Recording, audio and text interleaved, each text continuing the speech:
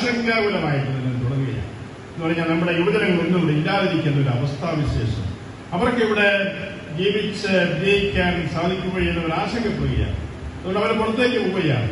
ഇന്നത്തെ മുതിർന്ന തലമുറയുടെ കാലം കഴിയുമ്പോൾ ഇവിടെ ഇങ്ങനൊരു സമുദായത്തിന്റെ അവസ്ഥ എന്തായിരിക്കുമെന്ന് വാസ്തവത്തിൽ ആശങ്കയുണ്ട്. എത്രയോ നല്ല സമർത്ഥരായ ജനങ്ങൾ നമുക്കുണ്ട്. ഇവിടുത്തെ ഈ കേരളത്തിന്റെ പുരോഗതിക്ക് വികസനത്തിന് നിർണായകമായ പങ്ക് വഹിച്ച ഒരു സമുദായം കൂടിയാണ്.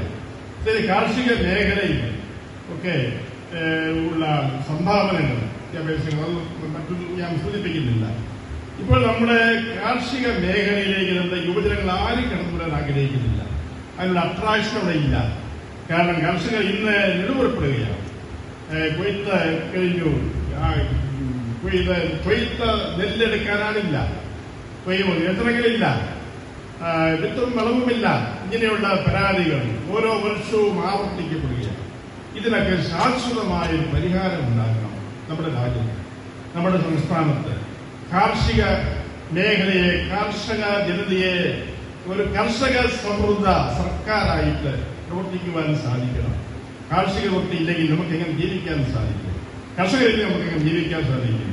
അതുകൊണ്ട് കാർഷിക മേഖലയെ പ്രത്യേകമായി കണക്കിലെടുത്ത്, പ്രത്യേകിച്ച് കുട്ടനാട്, അപ്പുറത്തനാട് മേഖലകളെ പ്രത്യേക കണക്കിലെടുത്ത് ഗൗരവമായി ചിന്തിക്കുകയും ക്രിയാത്മകമായ പ്രവർത്തനം ആവിഷ്കരിക്കുകയും ചെയ്യുന്ന ഒരു സർക്കാരായിട്ട് മാറണം നമ്മുടെ സർക്കാരെന്ന് ആഗ്രഹിക്കുന്നു. ബഹുമാനമന്ത്രി തീർച്ചയായിട്ടും അദ്ദേഹത്തിന് ഈ കാര്യങ്ങളൊക്കെ അറിയാം.